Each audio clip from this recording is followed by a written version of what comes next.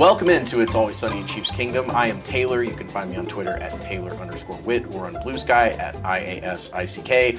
Austin does need a little bit more time off the show, but just like last week, I am fortunate enough to be joined by newly promoted co-host Rany Jazayerli. Of course, you can find Rany talking about the Royals with Seren Petro on their podcast Kaufman Corner. You can also find him at Jazayerli both on Twitter and Blue Sky, and writing about the Chiefs on the Ringer. Rany, are we? When's my next fix of that going to be? Because I miss you writing about the Chiefs on the Ringer. I miss writing about them too. I don't know. It's sort of when they send up the bat signal, I I Well, isn't that respond. isn't this So the time? They gotta well send that's Commissioner why I'm Gordon out I there. that's why I'm waiting. I figure let's see what happens with this game. But yeah, the week before the Super Bowl, they're usually Yeah. looking for content, and it's usually Chiefs content because they're usually there. So here we go again. One game away. Love it. Well, we've got a great show this week. As you said, one game away. It is AFC Championship week in Kansas City.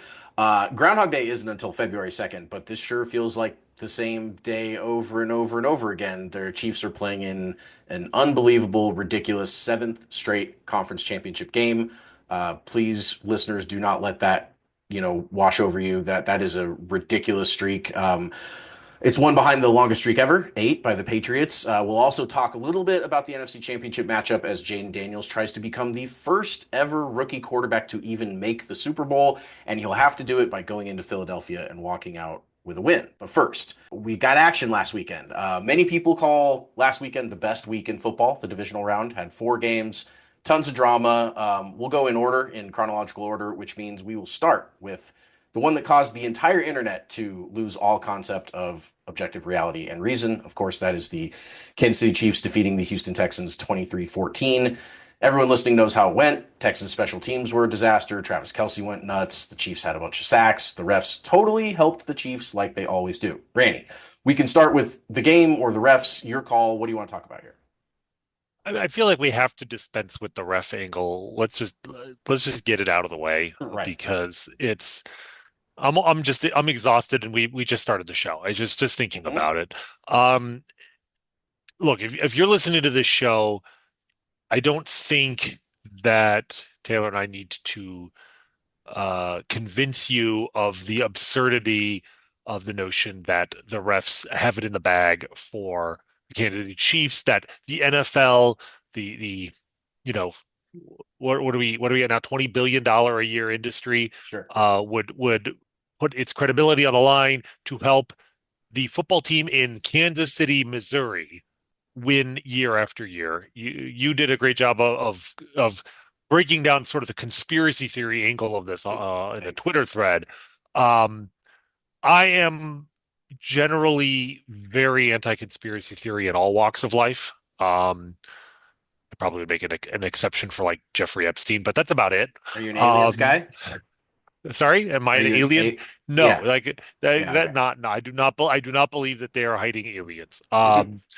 And I certainly do not believe that the NFL, that literally hundreds, if not thousands of employees of the National Football League, or I guess independent contractors in the case of most of the referees, would conspire to purposely call penalties in such a way to benefit the Kansas City Chiefs and keep it a secret, um, when divulging that secret would be worth untold gobs of money to whoever was brave enough and capitalist enough to do so. It's absurd. But beyond that, it's not just that the conspiracy is absurd, but even the notion, like even the data suggesting that the Chiefs benefit, uh, to an unfair degree from the referees is just not it's not borne out, right? You know Mhm. this, I know this, and it's just it to me the whole tempest in a teapot about this. I think it's very instructive of just how powerful narratives are and how irrational, like literally in the literal sense of what the word irrational Right. means, people can be. Let us not forget that the roughing the passer penalty called on Chris Jones against Tom Brady in the 2018 AFC Championship game is a more egregious uh, call in the sense of what actually transpired than any roughing the passing penalty called on a defender against Patrick Mahomes, playoffs or regular season that I can think of ever. Yep. In a game Yep. that went to overtime and the Chiefs lost. Yeah. And And I was do so not. clearly soft even at the time. It's not like it took multiple angles. It's not like it took, I mean, it was a hand grazing a shoulder. It was insane. Right. And exactly. And there was, I mean, very clearly no helmet contact on with that one. And and it was his hand, not his helmet. What Hmm. what bothers me the most about this current controversy is that, they say, journalism is the first draft of history. Hmm. With football, it's the television announcer is the first draft of history. Yeah. And what bothers me is on the broadcast and even the retired referee they bring in as sort of the neutral arbiter, Mhm. nobody seemed to make it clear that there on both of the roughing the passing penalties called against the Texans, on both plays, there was in fact contact with Patrick Mahomes' helmet. Yep. It was soft contact. Hmm. It may have been grazing, but there are still people today, and we're not talking about randos on Twitter. We're talking about like national commentators on television Yeah. talking about how they did not make contact with his helmet, that the Texans collided with each other and did not touch Patrick Mahomes' helmet. And the video, Flat and out wrong. it's the video evidence is right there, and they're talking over it. And Yeah. it's like, Right. who are you Right. going to believe, me or your lying eyes? Hmm. Because Hmm. my eyes are saying, wait, there was contact there. I mean, Will Anderson hit the face mask of Patrick Mahomes' helmet. Clearly, the problem is 90% of the time they were showing this Yeah. bizarre end zone angle Yes. where you can't even see, you can't see his head practically at all. Yep. It's an angle from behind Patrick Mahomes. Well, why are you showing me this angle? This is useless.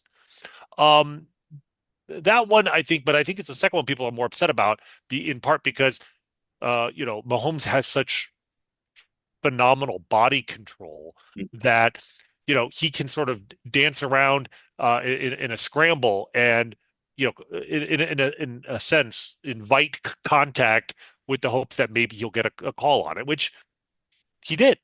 Yep. Guilty of playing smart football. There was nothing Hmm.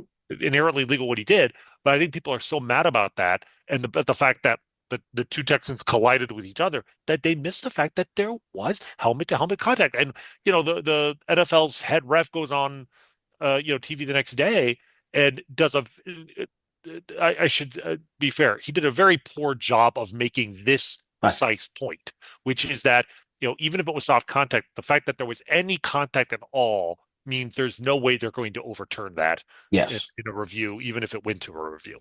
Um, but it's the fact that like the people who are paid, in some cases millions of dollars to announce these games in real time and tell you what is happening in real time could not get the facts right.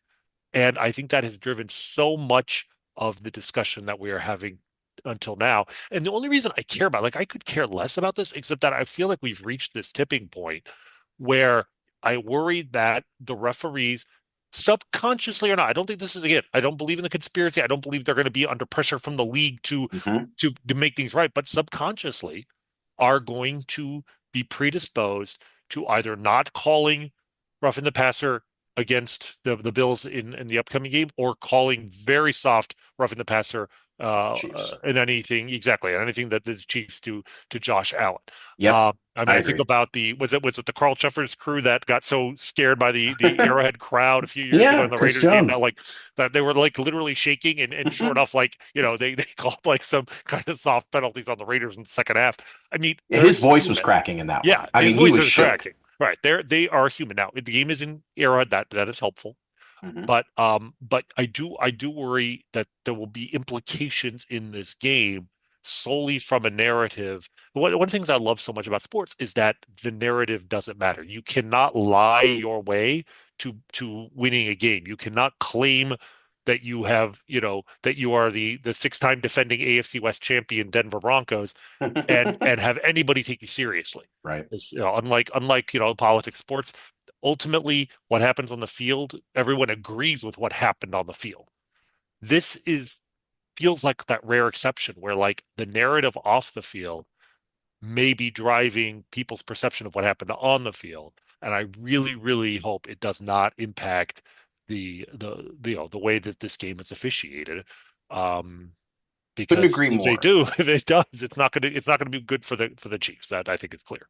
When I think the league has, some sense of like, okay, we can't lose the fans. And they're not rigging it, but they are worried that enough people and the steamroll of the narrative of the league being fixed is going to cause people to turn away from the league. Like how could they not be worried about that? And that's a bottom line, worry for them.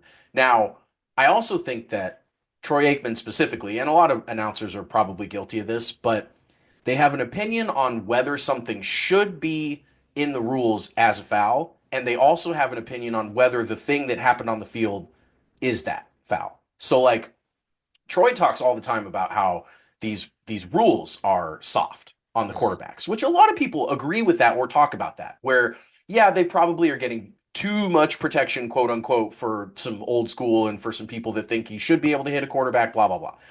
But then there's did the thing that happened on the field actually fall under the rule that the current NFL is supposed to call the penalties on? And I think Troy was more pissed about the fact that quarterbacks are getting these soft calls than he was, oh, that wasn't a call. But he just kind of threw a fit and just said, "Oh, not again. I can't believe that." And everyone thinks, "Oh, they're screwing the Texans," but really he's more just saying like, "Man, the NFL's soft." And that's fine. I'm okay with that. But it gets conflated with, the call being incorrect or not in the letter of the law, which I think we all agree. And first of all, New York reviewed it. New York, the first ones, the Will Anderson one, they reviewed it and they said that obviously there was enough contact with the helmet that they're not going to do anything. So yes, the refs drive me nuts. They drive you nuts. They're exhausting. As you said, I think anybody listening to this is not needing convinced that the league's not rigged. So let's talk about what actually happened on the field because that's the important part. I want to start with Travis Kelce because that was a lot of fun and it was something that we all kind of no one was shocked that Travis Kelce had over 100 yards and a touchdown in this game. But at the same time, you did kind of want to see it again to make sure he still had it in him. He had it in him last year, and then he had a pretty mediocre to bad. It was his worst career year this year. And then you just kind of we all had a sense that Trav had the next gear and he was ready to flip it, and he did. What did you think of what he was able to do against that Texans defense and how good it felt just to see the GOAT back out there catching passes? So I can't remember if it was you or Austin who was making the case for Travis catching Jerry Rice for all the postseason records, right? Yeah, The me. But yeah, yards, that was you. Okay, so that yep. was you. Yeah.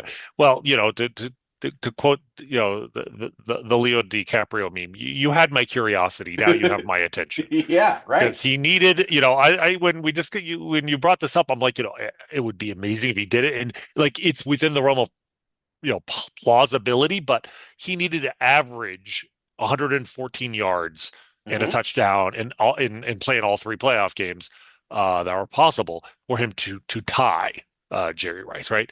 Yep. Well, he had 117 and a touchdown.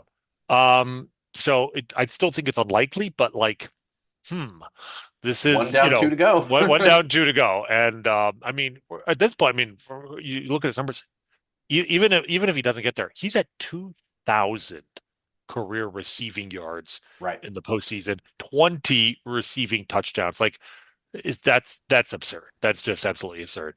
And it was so much fun because in watching the game because all season long, right? This was kind of our best case scenario theory is well, Travis is just you know conserving his strength. The Chiefs are just you know, deliberately kind of slow walking him, keeping him healthy, and also like, telling him to conserve his strength for the playoff. That is not something professional athletes are supposed to be able to do. That professional teams are supposed to be able to do. Right. and yet we all wanted to believe it was true because this team has defied and this and certainly, after what we saw last postseason, it's like this team has defied the notion that you could actually like take it into another gear in the playoffs on purpose. You're Mhm. not supposed to have that button that you can just push for the playoffs. But we've seen them do it before, so we all hope maybe that's what's going to happen this year. And then he goes out there and in the, like a span of a quarter, it's like, yep, we were right. Yep, okay. Um, Yep.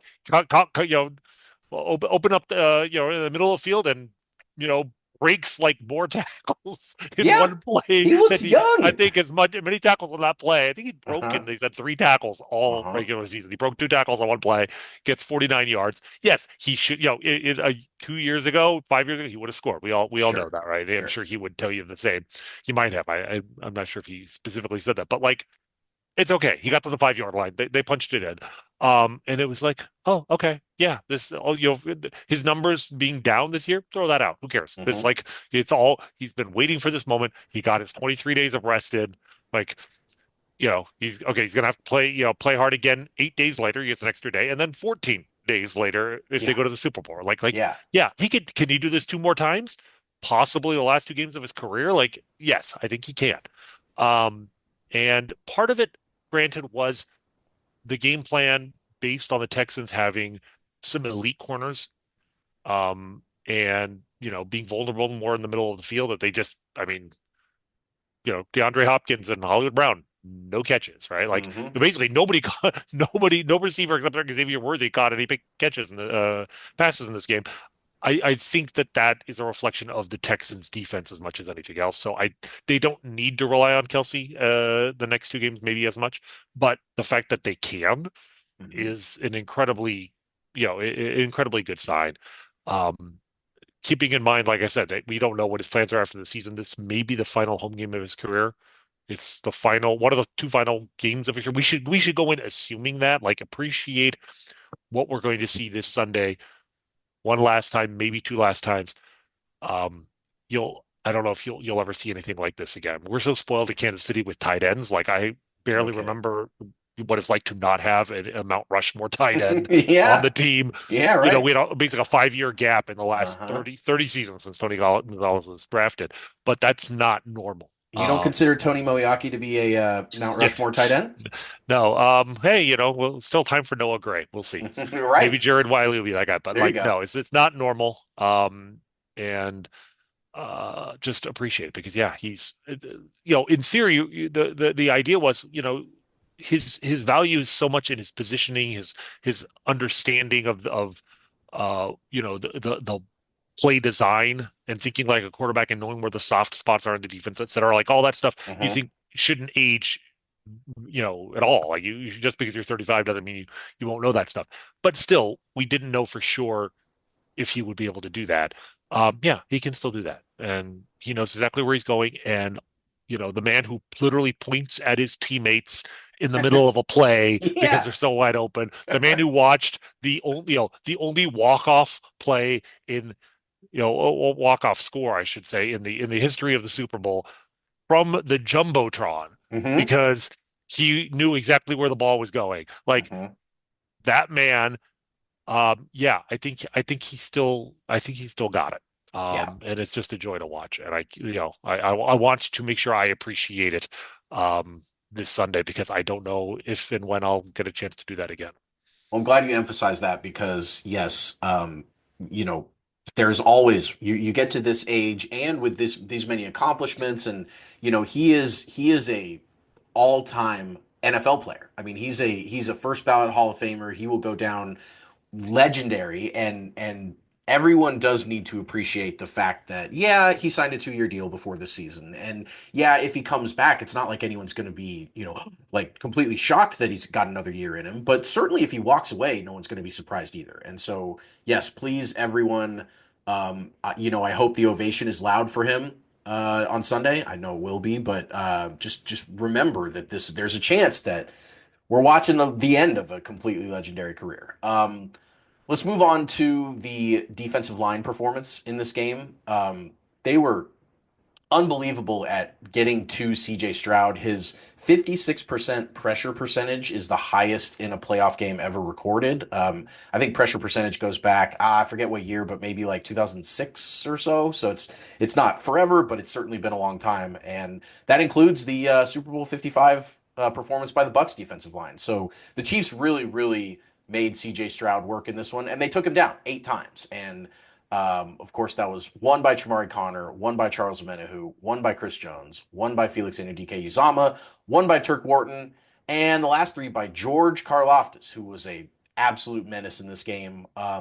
This is the type of defensive line performance that looked like when the Chiefs were dominating on defense last year, because they've been really good this year, but they certainly haven't had the 2023 defense out on the field. This is what it was like. The defensive line was absolutely disastrous all game for Houston. What was your takeaways on just kind of how they got after it? And it was a cold day, which obviously can be tough out there, but they were a menace. I mean, and here's the thing, CJ Stroud is a really good quarterback. Yeah, he is. Like this, and maybe it's a relative weakness of him in terms of getting the ball out quickly, but this is not a guy who, has a reputation for, holding onto a ball for too long and he's not a crazy scrambler where he's trying to run around, make things happen and is going to get Mm-mm. slammed. They just, their offensive line, like, I feel like this game, who's the big loser in this game is Bobby Slowick. Like, I feel Yeah. like Yes. the Texans offensive coordinator, such a big name a year ago, and it's like he got totally schooled by Spags. Hmm. That is, it's a tribute to the personnel, but it's also a tribute to like elite coaching. And that's what it felt like. Yeah. You know, you, we, the D'Amico Ryan's got, some flack, and I think deservedly so. It's one of the, I actually thought he did a pretty good job with the game management with this one exception, which is the 4th and 10, the decision to go for it. But like, to make that decision seemingly the last moment, they really didn't have any time to get a play set. They would have been better off just taking the delay of game and punting at that Hmm. point. But Agreed. that 4th and 10 was set up because on 2nd and 3rd and 10, the Chiefs were just bringing tremendous pressure and he was having to throw the ball away quickly, right? So, um, yeah, I mean, 6 different guys got a sack, Yeah. right? Like that's Yeah. It wasn't that is one guy, that even right. though, I mean, even Karloff just though, got the three, yeah. and that's great. But Aiden Karloff was very good in this game, and it's so funny how like him and like McDuffie being third-year players, but like they've now played 8 playoff games. They have like almost half a Isn't that season's worth of crazy? playoff games, of a full season of playoff games, and they've lost none of them, right? So Right. like, so we can start to say stuff like this, like, oh yeah, George Karlaftis tends to get better in the playoffs. Hmm. And we have actually a large body of evidence to point at. But a lot, his style is like the last of his sacks, which is when they had Dalton Schultz and a running back trying to cover him, and it's like, Yes.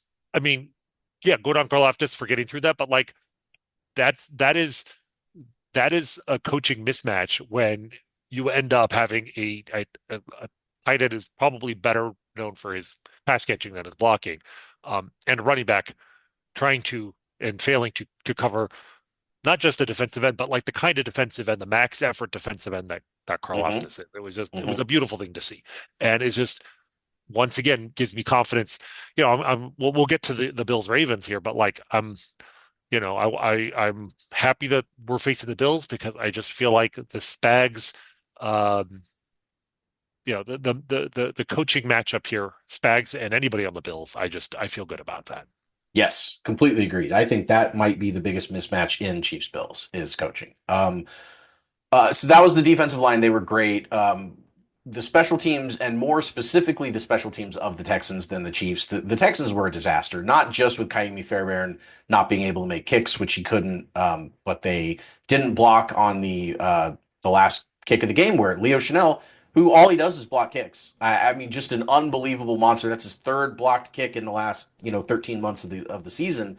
Blocks another one, and then of course the opening play, the 63-yard run Mhm. by Remigio. That ball did come out, and Houston could have completely snatched all of that momentum from the long run back if they had jumped on that. But fortunately, Samaje Perine was able come out with that one.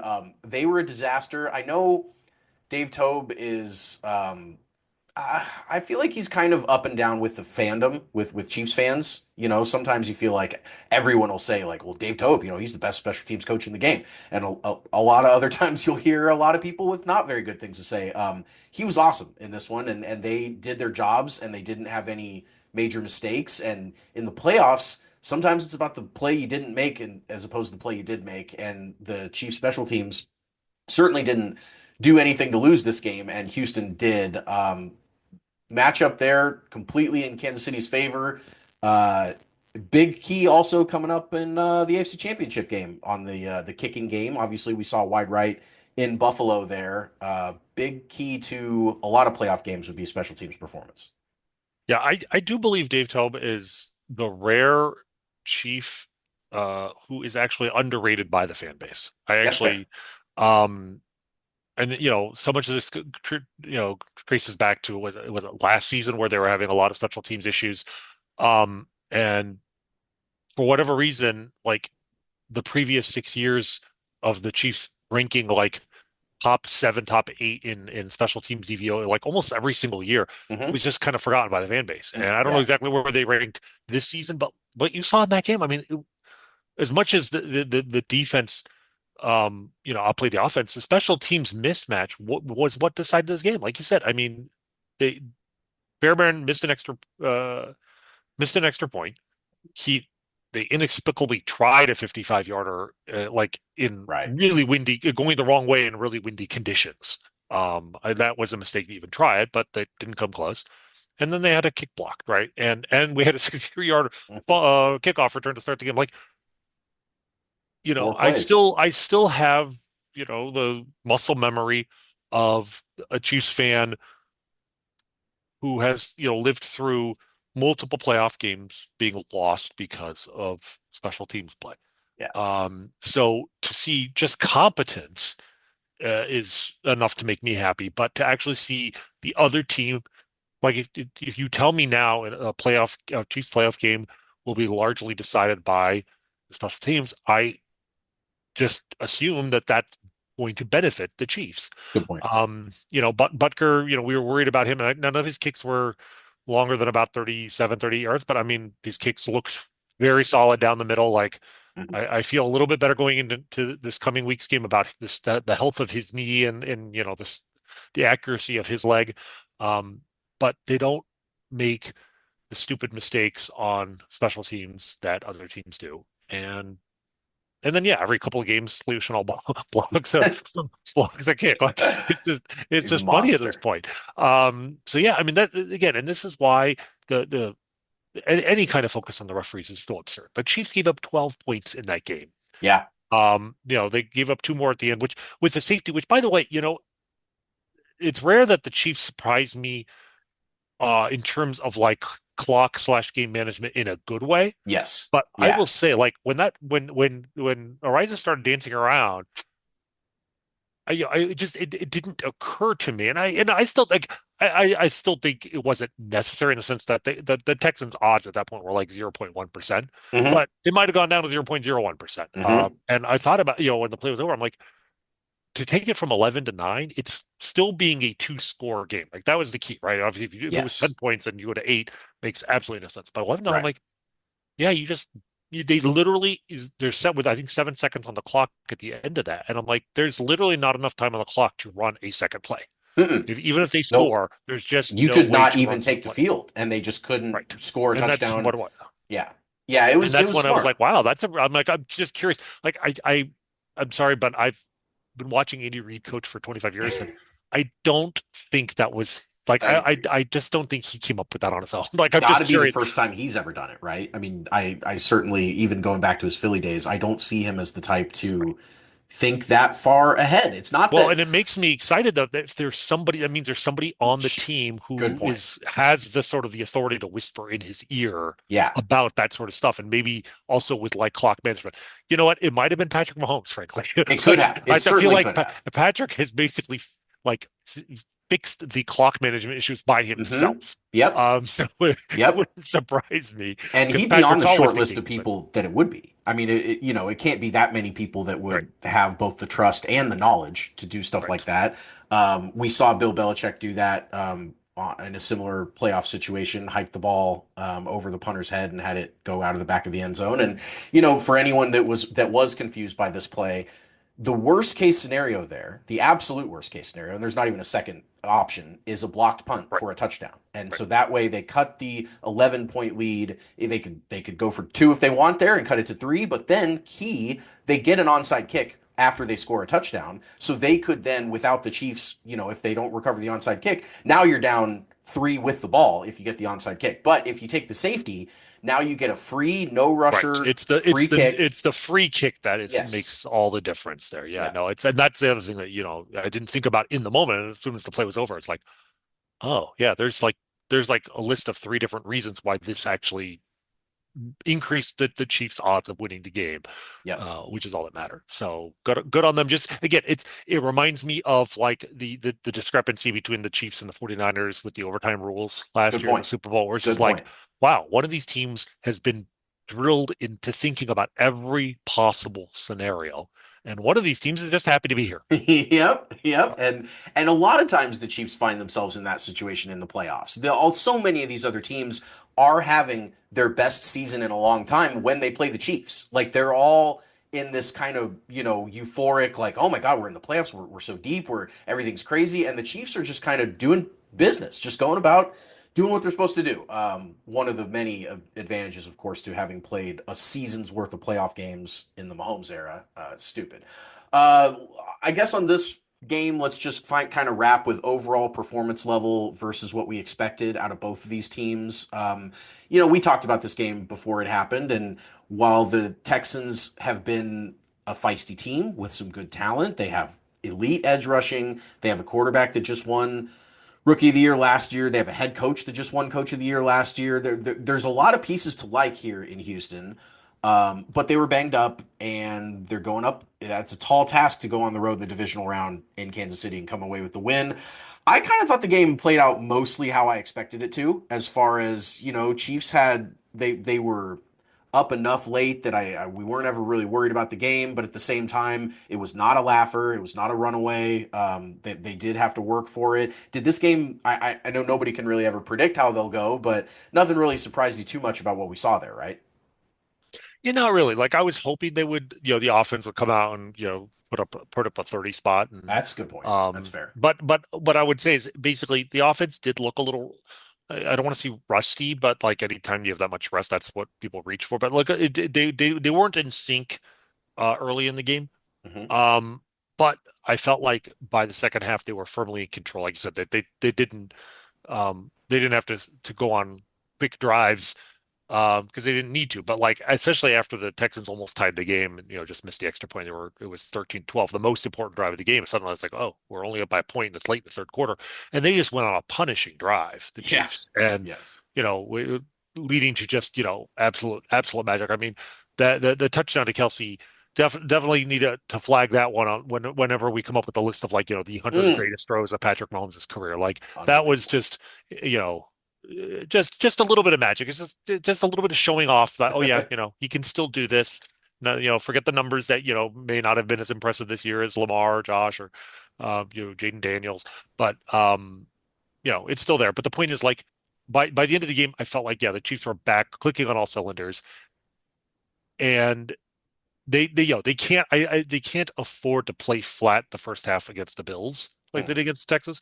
But ultimately, yeah, they won the game by 9 without really without ever trailing and without really they weren't even like tied after the first quarter. So yeah. um it was a grind, but and I know there's been a lot of complaining this week, not just about the refs, but one of the things you're hearing about is that people are just having Chiefs fatigue. Sure. Not, and it's not because they're just winning, but because they're no longer the fun, Hmm. scoring 45 points a game and also giving up 40. Like this is not Hmm. like this is not the 2018 Chiefs going into to play the Rams and scoring 51 and losing or whatever. No. Like they're they're boring technicians now. They are really the transformation into the New England Patriots is complete. Yeah, It right. really it really feels like Patrick Mahomes cut off Bill Belichick's hand or something, and Uh-huh. Uh-huh. suddenly he's got Darth's black glove on his hand, and that's what's happened here. They are it's suddenly it's a this game I think was a really good reminder that this team is the historicity of the quarterback. It obscures the fact that this is actually a defense first team at this Yeah. point. Yeah. And that is actually what the Patriots proved to us is that's actually probably the best model uh for an NFL franchise, particularly in the playoffs, to Mhm. have a great defense and then have one of the greatest quarterbacks of all time, because in the playoffs, quarterbacks matter so much. So Yeah. you have the quarterback, even if the rest of the team is, the offense isn't necessarily elite, but then you have the defense that can go after opposing quarterbacks. Um, and a great defensive mind there, right? Belichick and Spagnuolo, Hmm. Belichick's maybe the greatest who ever did it, but Spags is not far behind at this No, point. he's not. Um, and it is the most ruthlessly effective model of building a playoff football team, and yet it's also boring and annoying as hell to fans of other teams. And that's what I think we're starting. That I think part of the frustration that we saw with the fan base and even commentators with the refs favoring the Chiefs is, I think that it's spillover from the frustration that the Chiefs aren't as fun to watch if you're not a fan of the team as they Right. used to be. But for you and I, they are as fun as they've ever been. That's right.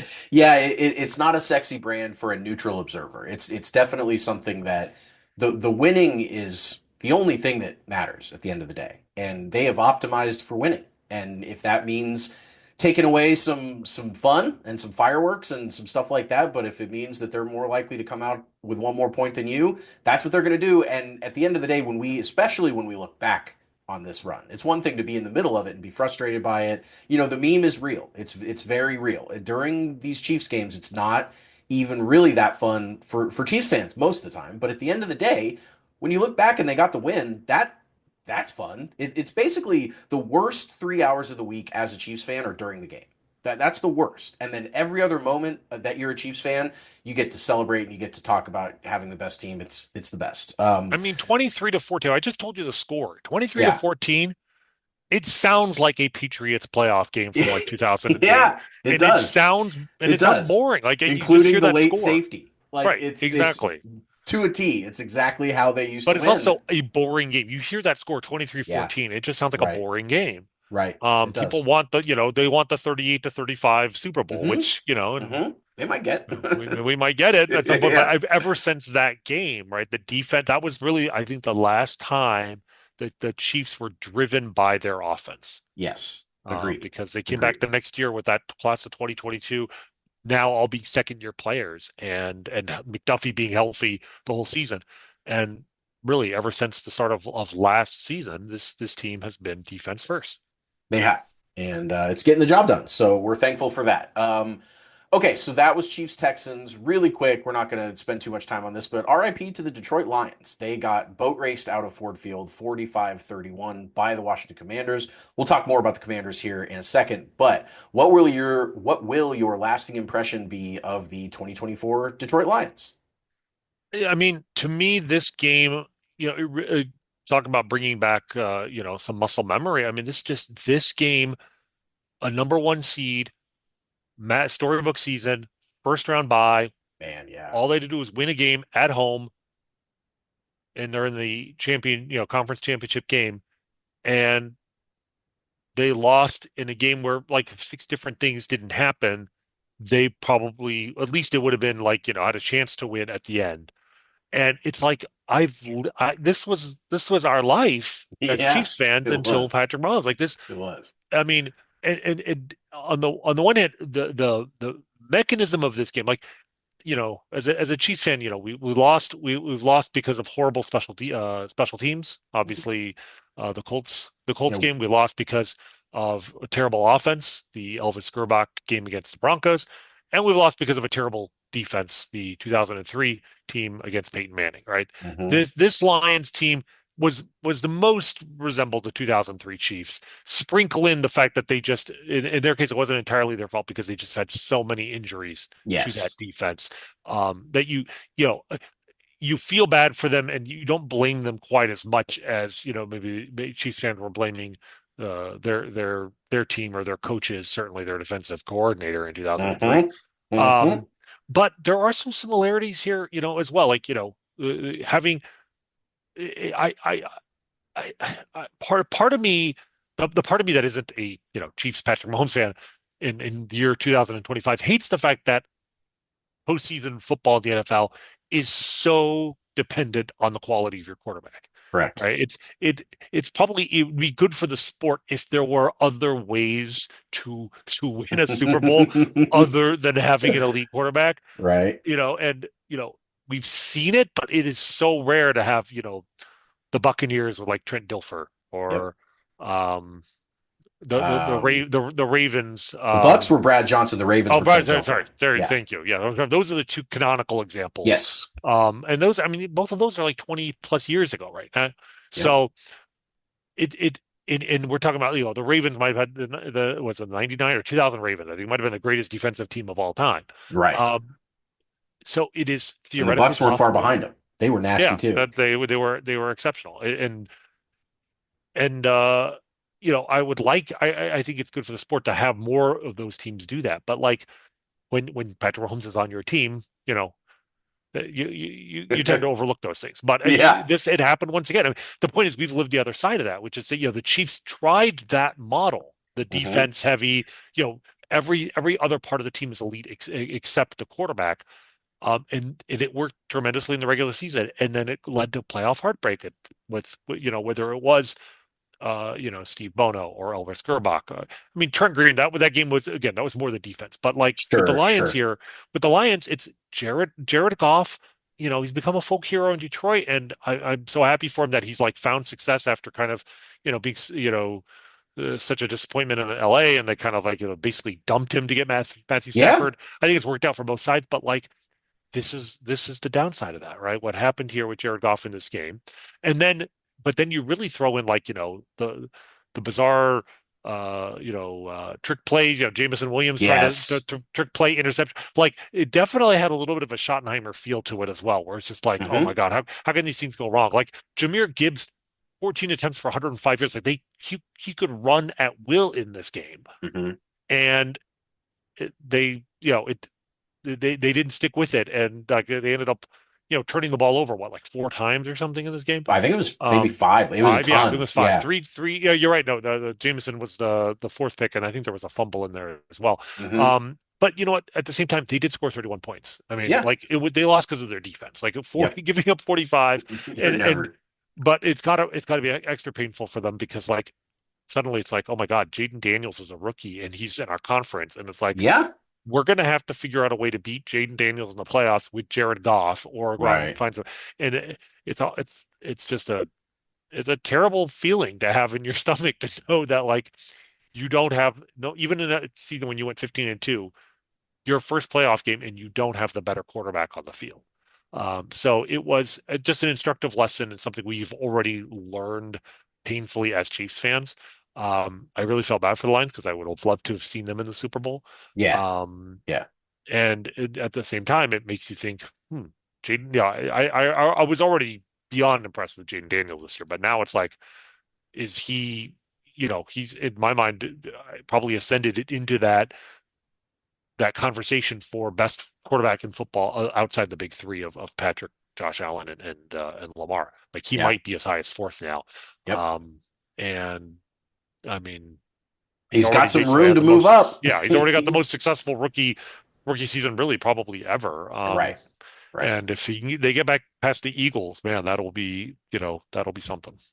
Well, I do think that Jared Goff would have looked good in a Chiefs uniform 25 years ago. Like that is the model. I mean, that's and he took care of the ball. He was very Trent Green, Alex Smith type of just, his floor was usually pretty high. Usually, he did have a couple stinkers in there, but his ceiling's just not high enough. His ceiling Right. just he's not gonna.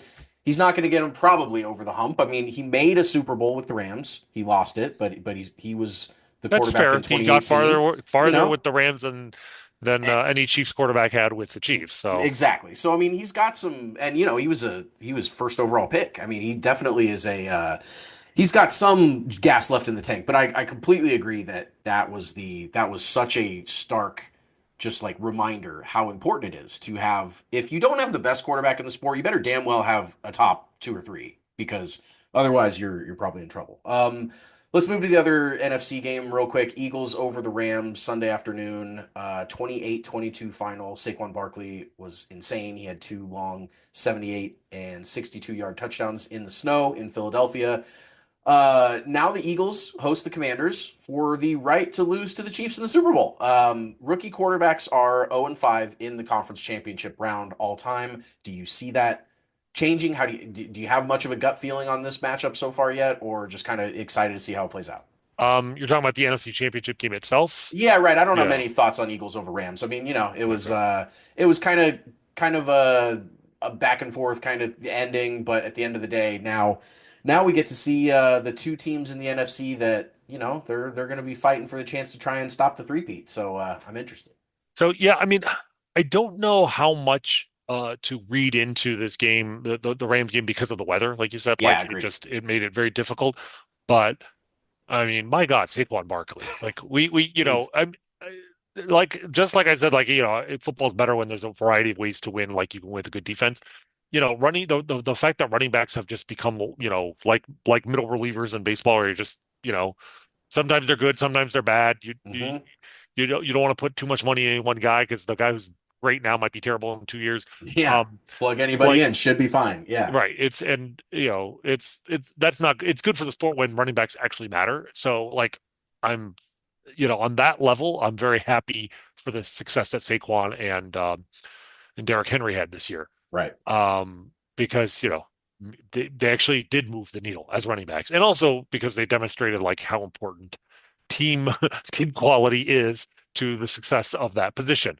Yes. Because they both have like much better numbers than I mean Saquon in particular. Like I mean, you know, his yards per attempt the 3 years his last 3 years in New York were 3.7, 4.4, and 3.9. Like that's We'll see this year. I mean that's like 5.8. Like He's like unbelievable this all year. right. So but that's that offensive line is you take a great running back, give him a great offensive line. It's like, oh, Yep. okay, this is what happened. So Or how and in about that not game, having a quarterback in New York, really, well, and that too. everyone can load the box because they know their only good player is the running back. And now that you actually have a good quarterback, it opens stuff up. Right. And but from our perspective, who do we want to see? Who do we want to see win this game? Hmm. Like we beat the Eagles 2 years ago and hmm barely, like, hmm and it's like and they didn't have Saquon Barkley. So No. I mean, on the one hand, it does make it makes you question what exactly is going on with Jalen Hurts that despite having Saquon Barkley, he really hasn't been that impressive. Now he hasn't had to throw that much, but like Right. especially some of his uh you know postseason performances, 259 yards in 2 games combined. Yeah. Um, I think he's regressed a little bit, it seems. yeah, it seems like it, but you kind of hope he has, right? Like because Yeah, right.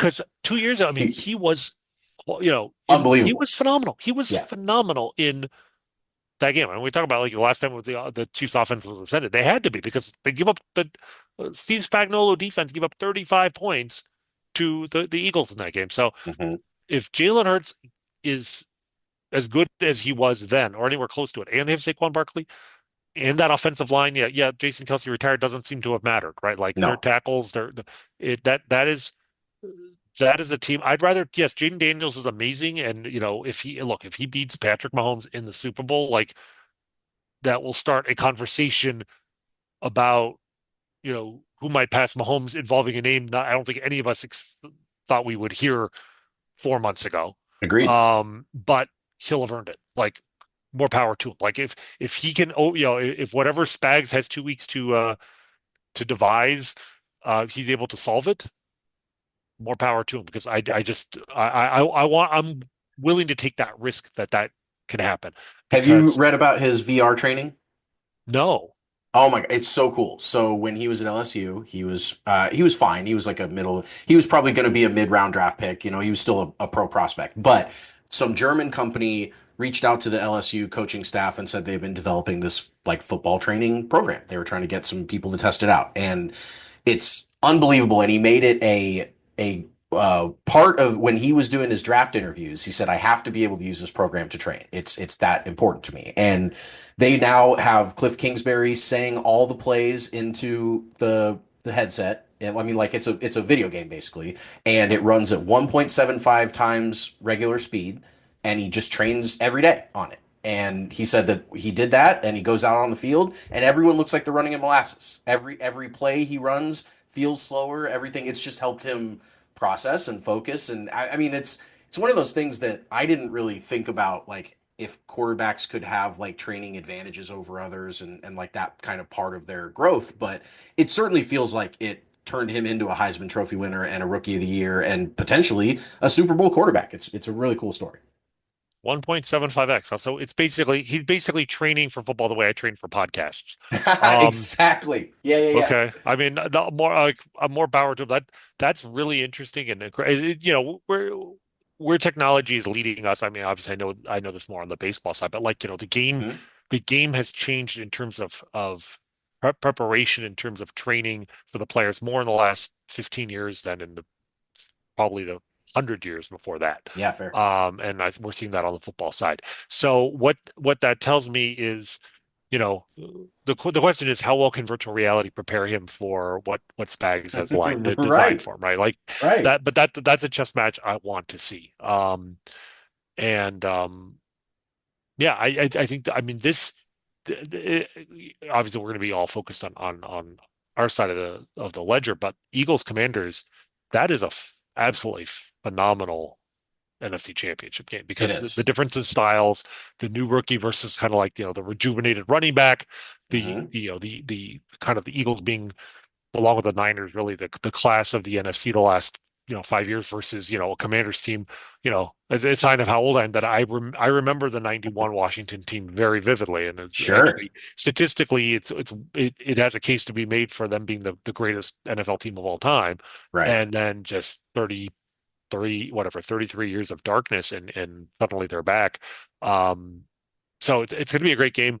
I would prefer the Commanders to win because Yeah. I mean, for one level, look, we've already beat the Eagles. Like, do we really want to beat the Eagles again? Like, give me a new opponent. Like, that's the Chiefs elitist in me, right? But also, Yeah, I just right. think but also I'm like I'm more scared. I'm just worried that an Eagles team with Saquon Barkley is just it presents a new a wrinkle that I'm not sure the Chiefs are well designed for. Mind you, they have done a very good job of shutting down running backs this year. They have. They That's have. quietly one of the strengths of the team, and Nick Bolton can be a kind of polarizing player in terms of Hmm. more in terms of like, is he really going to be worth, kind of top tier linebacker money this offseason? Yeah. I'm kind of impressed the Chiefs did not already extend him. But that's the sort of game where, if he goes out there and it goes a long way towards shutting down a Saquon Barkley in the Super Bowl, like at that point you give him the money and it's like he's already earned it. And it doesn't Right. matter what he does, right? So, Right. Yeah, that's fair. Well, so I even if they shut down Saquon, though, I mean, last they're in the Super Bowl, definitely AJ Brown and Devontae Smith presented their own problems, and Dallas Goddard. I mean, they've yeah, got guys like yeah, they're, no, you know, they're, it's a very deep team and it's a well coached team and Nick Sirianni drives people crazy, but like yeah, they know what they're doing. So yeah, I just think the Commanders are a little over their skis right now. yep, But I agreed. hope they can keep it going for one more game. That would be amazing. Underdog's the best place to cash in on all your takes during the playoffs. Which players are going to go off, which ones are ice cold. With over 5 million happy players and $2 billion won, Underdog makes it fun and easy to cash in on all your favorite athletes' performances. With their pick'em game, you could win up to 1,000 times your money just by choosing higher or lower on players' stats like yards, touchdowns, interceptions, and more. They've got all your favorite leagues, teams, and stars to choose from. Create entries with all football picks or mix and match across your other favorite sports. Underdog's the only pick'em platform that puts the power to cash it out in your hands. Now you can either keep riding with your entry or tap the Win Now button to cash out whenever you want. Every dog deserves a second chance, and with Underdog Rescues, you can get your money back and receive a promo if an early injury causes your entry to lose. We've been Underdog partners now on this show for a few years, and obviously are big fans of the easy-to-use app, the different twists they put on games. Although my Chiefs higher picks have not been as successful as I would have liked this year, that's on me for listening to my heart. Last week I went hires on both Mahomes and Kelsey. The Mahomes did not hit, but the Kelsey ones did. I think this week it's more focused on the wide receivers, given that they had no catches last week. So give me, I'm going to go hires on DeAndre Hopkins, touchdown, half touchdown, higher on 2.5 receptions, and higher on 22.5 receiving yards. And then also give me Hollywood Brown higher on 3.5 receptions. I think the Chiefs are going to utilize the wide receivers in this matchup against the Bills. Underdog is the best place to play Pick'em. Download the app, sign up with promo code KINGDOM, and deposit now to get up to $1,000 in bonus cash instantly. That's promo code KINGDOM. Must be 18 years or older, 19 or older in Alabama and Nebraska, 19 or older in Colorado for some games, 21 years or older in Massachusetts and Arizona, and present in a state where Underdog Fantasy operates. Terms apply. Void in Colorado for some games. Concerned with your play, call 1-800-GAMBLER or visit www.ncpgambling.org. In Arizona, call 1-800-NEXT-STEP or text NEXT STEP to 53342. In New York, call the 24/7 Hope line at 1-877-8-HOPE-NY or text HOPE-NY at 467-369.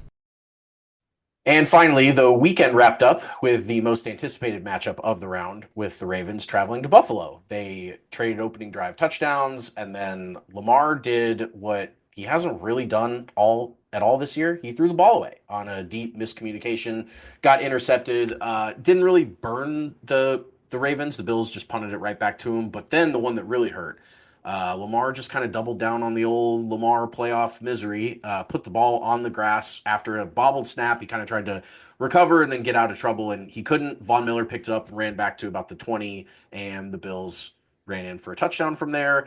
And then they got the ball back, the Bills did, and scored again on an extremely bogus pass interference call right before half that was closer to offensive pass interference than defense, but they called it on the Ravens. Bills got the ball down deep in Ravens territory and punched it in.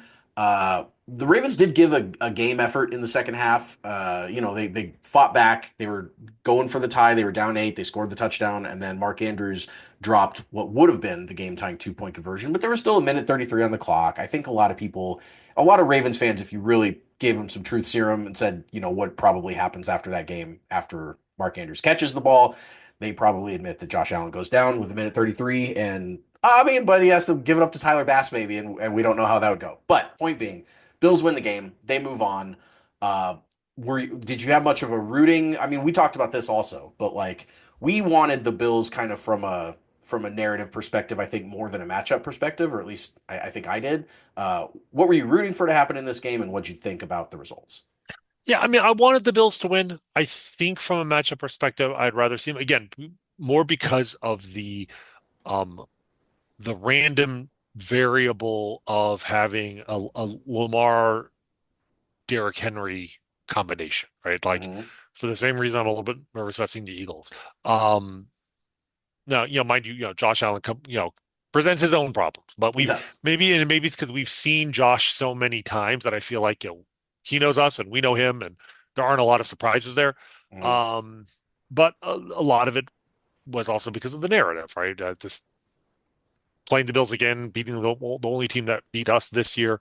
Um, Patrick getting the opportunity to become the first quarterback ever to beat another quarterback 4 times in the Crazy. playoffs. Yeah. Um, and Yeah, all of those things I think played a part into it. But I'll be honest, that final drive, like I, I, I wanted the Ravens to not tie the game, but I was sort of like, well, if they do and this goes overtime. Yes. They're Like gonna that beat was each other still, up I a little wanted the more. Bills to win, but I wanted them to win Uh-huh. in overtime. That Yeah, was earn it. so, it's funny. Sometimes you don't know how you feel about, your rooting interest until the game is decided. Like something happens to decide the game, like that drop pass, and then you see how you're actually feeling. Yes. Great point. Yeah. Yeah. That's sort of like that happened. And I'm like, I was a little relieved, but probably not as much as I thought I would because I was kind of hoping for overtime. But then I was Hmm. like, you know what? Like you said, it's like there's a minute 33. Like Yeah. Josh Allen was just going to lead them down the field anyway.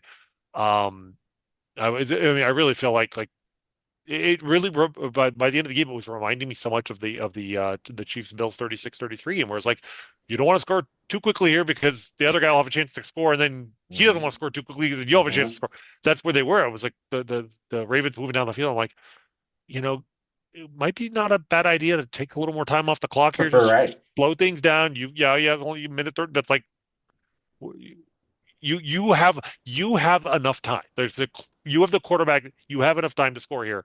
Um, anyway, so I think they would have probably lost regardless. But man, 2 years in a row. Again, think about our lot in life now versus our lot in life before Patrick Mahomes. And back-to-back years, AFC Championship game and then the divisional round game, you lose when your receiver has the ball knocked out of his hands off the 1 yard line, and then your tight end, who's unguarded, just has to catch. Wasn't a perfect throw, and maybe with Patrick Mahomes, it would have been a perfect throw, but it was a very catchable throw. Right. And again, Right. it was cold, it was snowy. So there, I think people should go. Ravens fans should go a little easy on Mark Andrews. Obviously, he had the fumble earlier in the game, so like they Yeah, have he had a they rough have game. other reasons. He had They a have rough other night. reasons to be upset with him. And I feel terrible for him. But like the point is, like 2 years in a row, they had their season end when they had at least a case, certainly more last year, but even this year, to statistically saying, just they're the best team in football. I mean, Lamar Jackson had one of the Sure. all-time great statistical seasons and wasn't like you said, he did fumble, he turned the ball over twice, but aside from that, and that's a big aside, but aside from that, he was very good in this game. Like he this was not the Lamar Jackson that like got boat raced by the Titans in Nope. the playoffs a couple years ago. Like this, he was a legitimate like playoff caliber threat, um, and terrifying with the ball in his hands. So they absolutely could have won either of these games, and they just didn't.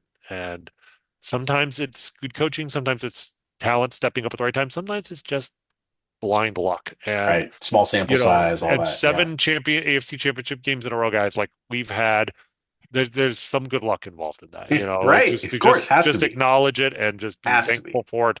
And we can keep this riding for two more games because once you write your name into posterity with a three-peat, like everything after that, like is gravy. Like you give You're me that immortal. now, and yeah, Yep. and it's like Yep. I don't let next year they lose in the first round, like it sucks, but like it's gonna happen Sure. eventually. Like let's just Sure.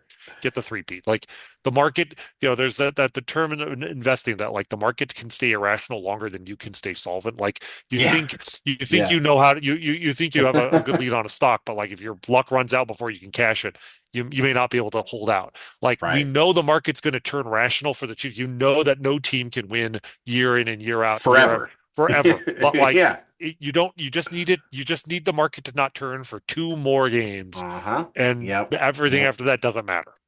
Well, and you mentioned luck too. And, when you talked about the play last year at the goal line for the Ravens, that was Zay Flowers that lost that fumble. Hmm. And he wasn't in this game because Hmm. the Ravens played the final game of the year and he got hurt and he missed both their playoff games. And he is, all due respect to Mark Andrews and Isaiah Likely and that, but he's their number one pass catcher.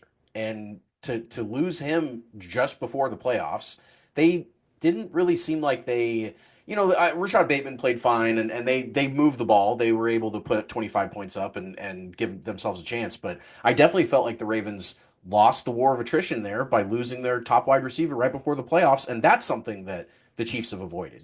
Well, I guess they haven't always avoided it. Mahomes has certainly had his share of injury scares, but you've got to be able to overcome that stuff, and they weren't able to. So that closes the book on 2024 Lamar. Really interesting career with a probable third MVP and three playoff wins to his name.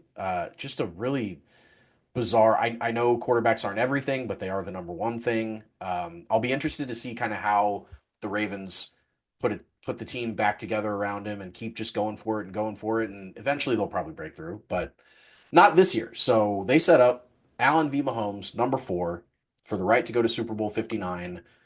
Uh, Fortunately for us, the Chiefs are as healthy as they can hope to be going into this one. Everyone on the active roster practiced this week.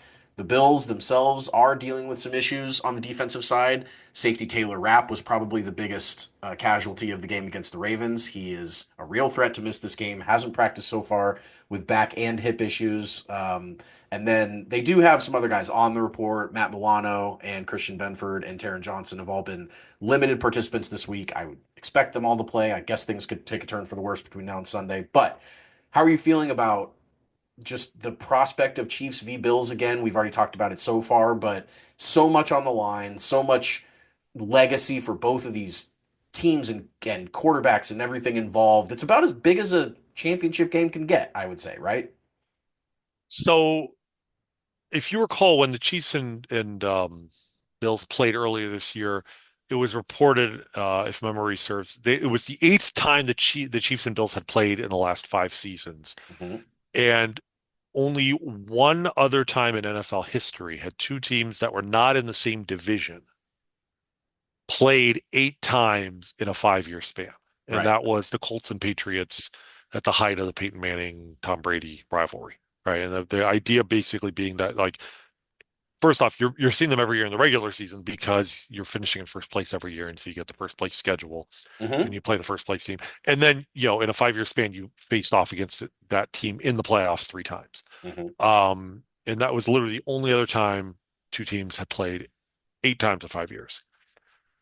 Sunday will be the ninth time in 5 years That's that these two crazy. teams are playing each other. That's crazy. Um, Yeah, that's nuts. This is the fourth time in 5 years they're playing in the postseason. There's only been 1 year, really, since uh, Josh Allen became Josh Allen, I guess, in 2020, Yeah. that they haven't.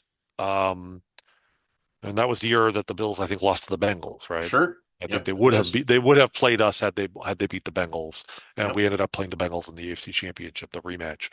Um, so.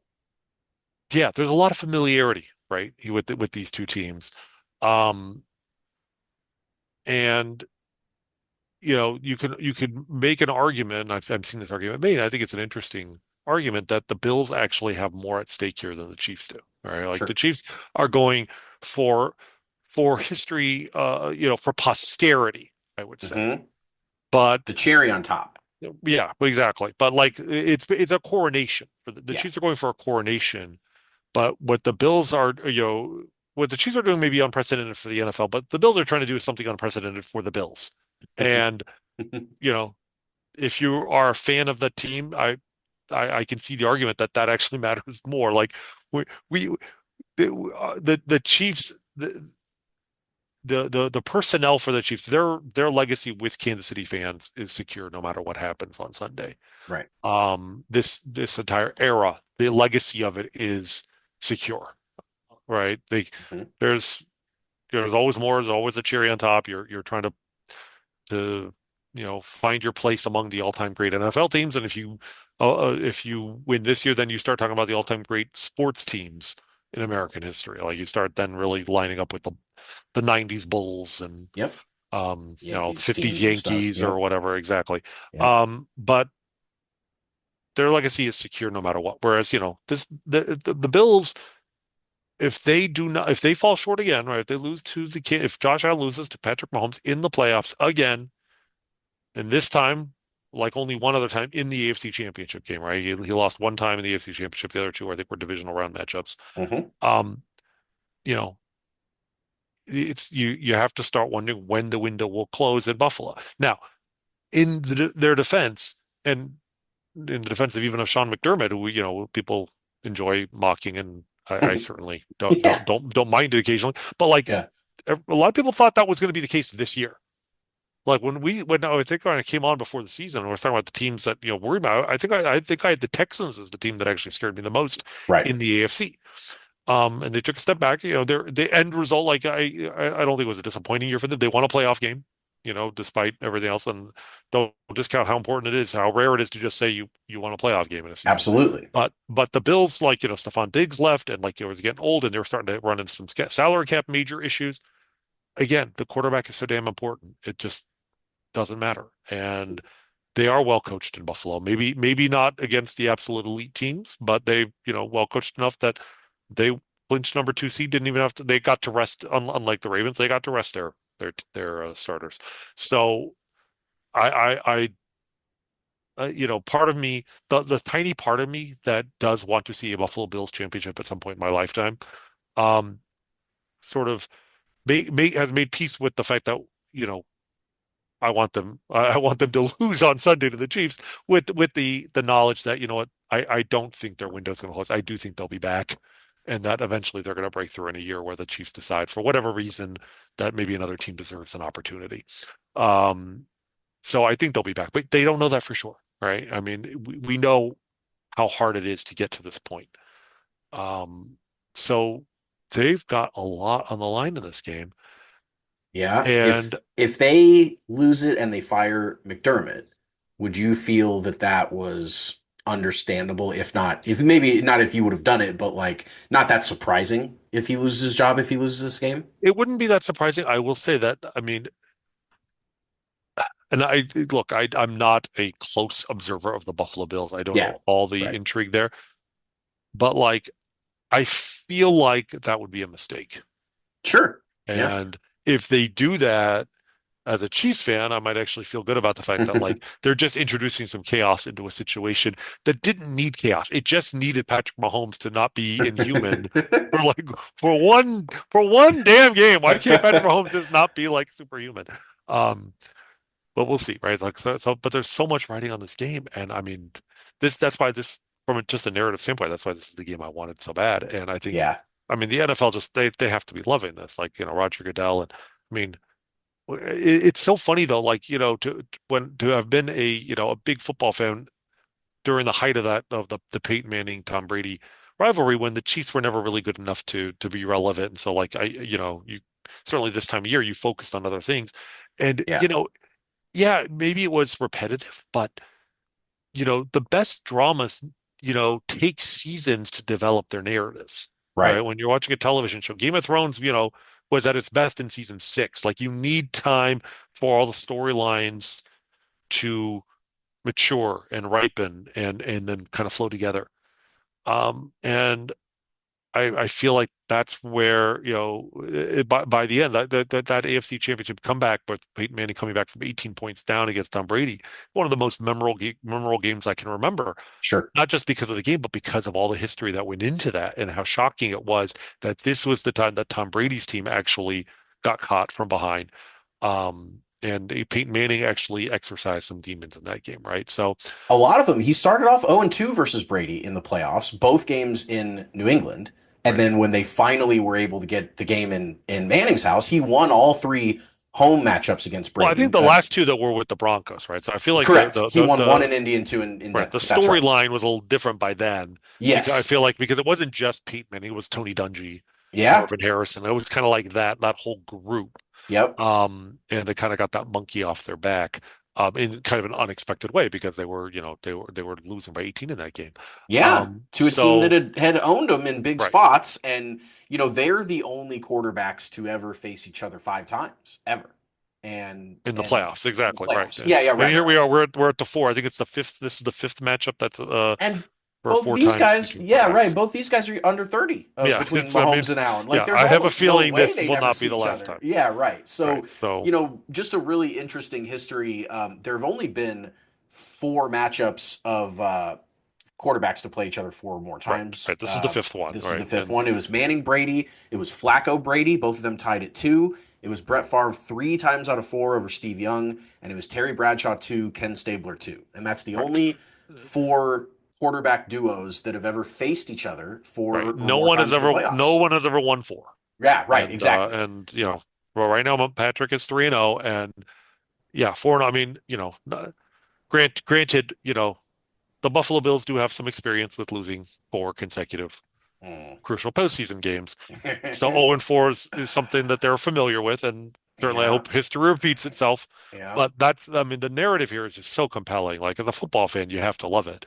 As a Chiefs fan, you have to love it if they win. But like, um, I still want to believe that even when they've lost to Buffalo in the regular season, they were holding something back, yeah, and we are going to see, you know, even in the Texans game. part of the reason why it was kind of a grind at the end, and I feel like once the Chiefs felt like they were in a comfortable position to win, they didn't have to empty the playbook, right? Hmm. They constantly kept something in reserve, and that's sort of been their style. I mean, I think it's Nick Wright who talks about how like the the Chiefs season starts in the AFC Championship game, right? Yes, Like love last it. week is like the last Padded practice. padded practice of the season. Uh-huh. Um, but I really feel like you just look at the history of the team the last couple of years. Yeah, they hold back until this game, and then the gadget plays, the trick plays, and then just like and then the exotic defensive alignments. Something happens on defense with a simulated pressure or a blitz from an unexpected source. Or Chris Jones just takes over a game. Yeah, Like Chris Jones was kind of quiet last week, but he was. again, kind of by design. So I just feel like now, Josh Allen can take over at any given moment, but so Sure, can Patrick Mahomes. So I just feel sure. like, and this game's in Kansas City, and you just add it all up. I just I feel almost shockingly optimistic that they're going to pull this off again. Um, and we're going to see more sideline shots of Josh Allen just looking forlorn. And I do feel sorry for that guy on some level. I like Josh a lot, and Me I do too. hope I hope he achieves his dream one day, but Not today. not this day, not this Not day. this day. That's right. Let's do a little bit of record watch. With the win, Mahomes will become second all time in conference championship wins with 5, aka Super Bowl appearances. Andy Reid will become second all time in the same thing, conference championship wins with 6. Mahomes will take sole possession of second place in playoff wins. He, of course, has already tied Joe Montana at second place, which is stupid and doesn't seem real, and it also doesn't seem real how big of a hill he still has to climb to catch Brady, but we'll get there. We already talked about Kelsey being 225 yards and 2 touchdowns away from the playoff triple crown in receiving, also very stupid. And then finally, Mahomes is 3 passing touchdowns away from second all time in the playoffs in passing touchdowns. So How many? Sorry, three? three. He has 42 and 45 is second place. And Jeez. yeah, Brady's got 88, but that's okay. Well, that'll come Bit of another a high. day. Well, I mean, like he's Yeah, got 7 championships. Like we have to have a he lofty does. goal for him Yeah, 10 to Super go Bowl after. appearances and all the stuff Tom that also everyone has knows. 40 interceptions. He So, does. He actually Patrick has like leads. 8. Tom it leads the NFL all time in playoff interceptions, playoff losses, and Super Bowl losses. So like, who's a more bigger loser than Tom Brady? Yeah. There really isn't one. Um, finally, you already mentioned that the Chiefs won their 8th straight playoff game without missing the playoffs during the streak. Big key there, longest streak in NFL history. Of course, everyone tries to talk about that Patriots streak, even though they missed the playoffs in the middle of it. Previously, the 76 Steelers, the 99ers, the 94 Cowboys, the 98 Broncos, and the '05 Pats had won 7 consecutive playoff games without missing any in the middle, but all lost their 8th game. Not the Chiefs. They beat the Texans on Saturday to win their 8th in a row. Last bit of housekeeping I have is most playoff wins in one season. Kansas City Chiefs 4. Most playoff wins in 2 seasons. Chiefs with 7. 3 seasons, Chiefs with 9. 4 seasons, Chiefs with 11. 5 seasons, Chiefs with 14. 6 seasons, Chiefs with 15. And finally, most playoff wins in any 7 season stretch. The Chiefs with 16 and not done yet. That's absurd. Like granted, they are tied in the 1 and 2 year categories because there's no way to win more than 4 Yeah, right, in a exactly. season. Yeah, yeah. And sadly, they're tied with the 97 98 Broncos in that Uh-huh. 2 year stretch. That's the only team that's won 7. Uh-huh. Um, and yeah, when you're penalized for having a bye in your record, Those should count as or- wins.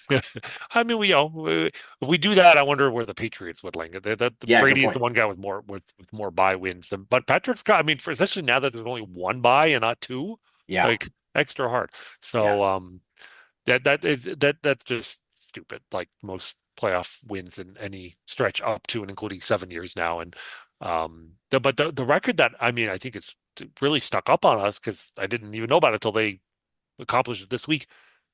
They are the first team in NFL history to go 8 straight games without a turnover. Yes. That Yeah. is Isn't that kind of crazy? it's crazy. It's funny because there was one of those includes the 38 loss to It the does. Broncos, I but was it's like worried about that all because they cared about. Right. I had been tracking this, and when they came into the last week, I thought, man, they're going to blow the turnover streak. That's the only one I care about, and then they didn't. Well, those exhibition week 18 games have, hurt some of their winning streaks and like some of their streaks of like not, losing by more than one score or whatever, which is why I Yeah, usually quote that right, as in terms of a Patrick Mahomes stat, not a Chiefs stat, because right. the Chiefs screw that up by always resting their regulars in week 18. But that was one they kept going because it's a sign, even with like, Carson Wentz and Carson Steele out there, it's like ball control is all that matters. But it does quietly speak to something I don't think people uh nationwide appreciate about this Chiefs team is just sort of how well coached and how professional they are. Like Yes. the image of Patrick Mahomes is so different than the reality of who he is today in terms of, he's basically the greatest game manager who ever lived is what he's become at this point. Yeah. Um, because in part because he could just break out like Superman whenever it's necessary. But like 8 games in a row with no turnover.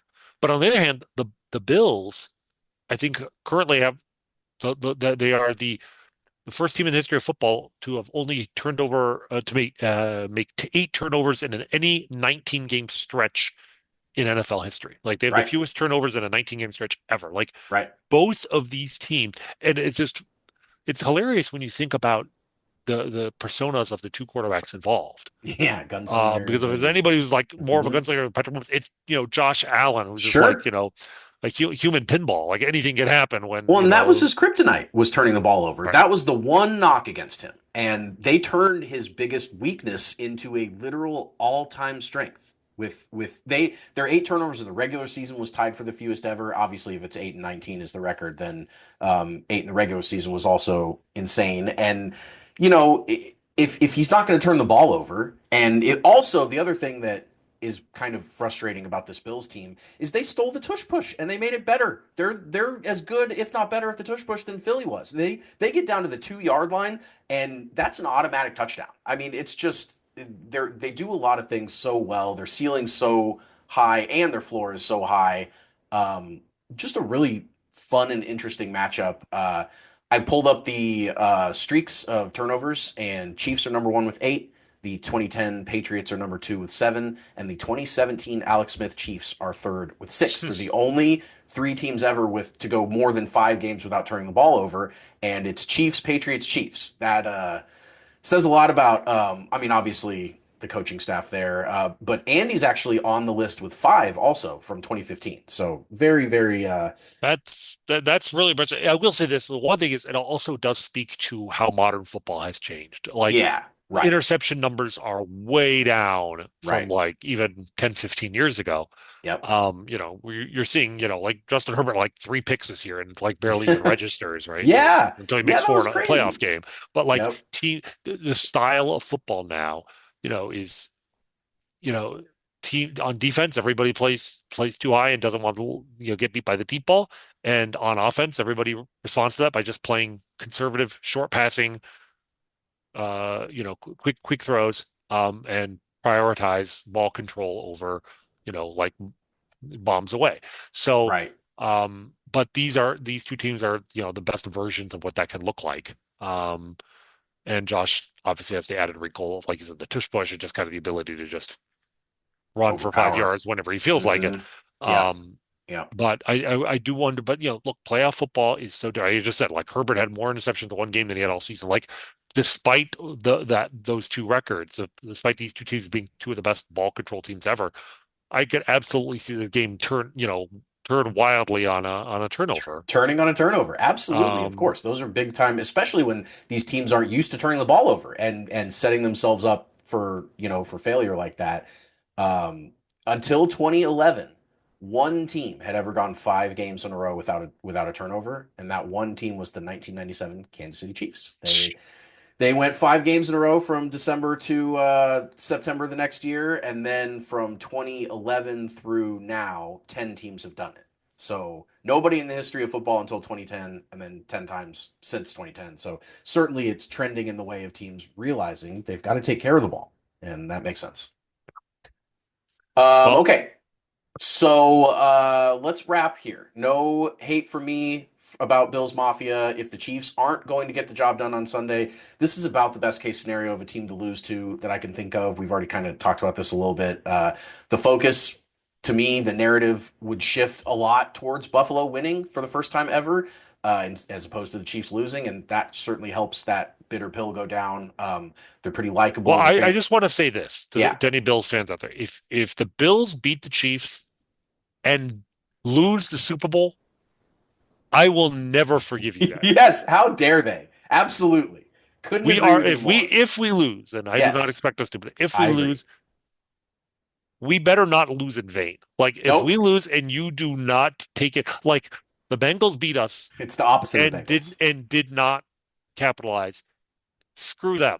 Yes. Like they could have beat the Rams, and like they have no one. They actually they did something that very few teams have done or even contemplated doing. They beat Patrick Mahomes in the playoffs.